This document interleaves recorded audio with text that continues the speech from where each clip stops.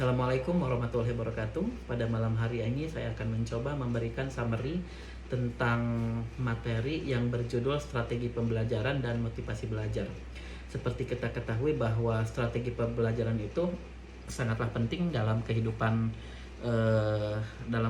kampus, khususnya untuk para dosen, dan kemudian motivasi belajar juga sangatlah penting untuk kita timbulkan kepada para mahasiswa kita. Yang pertama yang akan saya bahas itu mengenai strategi pembelajaran. Strategi pembelajaran itu berasal dari kata strategi dan pembelajaran. Strategi adalah pendekatan secara keseluruhan yang berkaitan dengan pelaksanaan gagasan, perencanaan, dan eksekusi sebuah aktivitas dalam kurun waktu tertentu.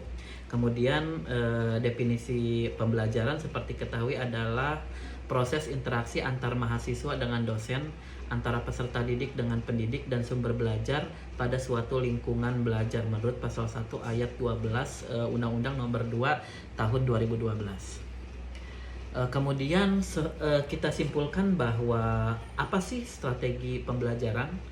Menurut Etin Solihatin, strategi pembelajaran adalah pendekatan secara menyeluruh dalam suatu sistem pembelajaran yang berupa pedoman umum dan kerangka kegiatan untuk mencapai tujuan umum pembelajaran yang melukiskan prosedur yang sistematis dalam membantu usaha belajar mahasiswa atau peserta didik. Kemudian mengorganisasikan pengalaman belajar, mengatur merencanakan bahan ajar untuk mencapai tujuan pembelajaran tertentu.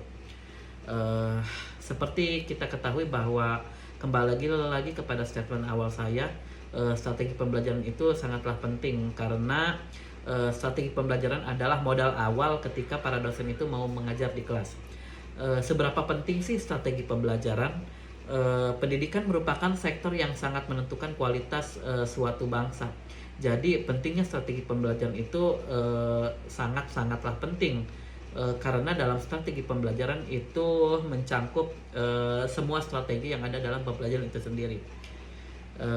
Kemudian pentingnya strategi pembelajaran itu terdiri dari beberapa aspek. Pertama itu memberikan rumusan acuan kegiatan pembelajaran, yang kedua mencapai tujuan pembelajaran, yang ketiga menarik minat belajar peserta didik, dan yang keempat memotivasi, mendorong, menggerakkan, membimbing, dan mengarahkan peserta didik.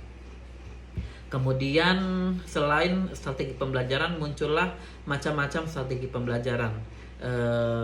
Pertama, dalam strategi pembelajaran ada yang namanya strategi pembelajaran inquiry, kemudian yang kedua strategi pembelajaran expositoris, yang ketiga strategi pembelajaran berbasis masalah, kemudian yang keempat strategi pembelajaran kooperatif, dan yang kelima strategi pembelajaran meningkatkan keterampilan berpikir. Itulah macam-macam strategi dalam pembelajaran. Kemudian ada lagi istilah yang menyangkut dalam strategi pembelajaran, yaitu karakteristik proses pembelajaran. Dalam proses pembelajaran juga ada beberapa karakteristik, antara lain interaktif, inspiratif, menyenangkan, menantang, memotivasi peserta didik untuk aktif, kemudian memberikan ruang yang cukup bagi prakarsa, kreativitas, dan kemandirian sesuai dengan bakat, minat, dan perkembangan fisik serta psikologis peserta didik itu sendiri. Kemudian selain strategi pembelajaran itu dalam proses belajar mengajar ada istilah model pembelajaran. Jadi di samping kita menguasai strategi pembelajaran, cara kita juga harus mempelajari seperti apa sih model pembelajaran itu sendiri. Definisi model pembelajaran adalah proses belajar atau gambaran pembelajaran peserta didik dari awal sampai akhir pembelajaran yang ditandai dengan langkah-langkah yang spesifik. Contohnya model pembelajaran itu yaitu model pembelajaran kooperatif. Yang dikatakan sama model pembelajaran kooperatif yaitu model pembelajaran yang antara dosen sama mahasiswa mereka terjalin kerjasama antara satu sama lain. Selain model pembelajaran ada lagi yang tadi kembali lagi kepada strategi pembelajaran adalah rencana kegiatan yang disusun agar tujuan tercapai secara efektif dan efisien. Kemudian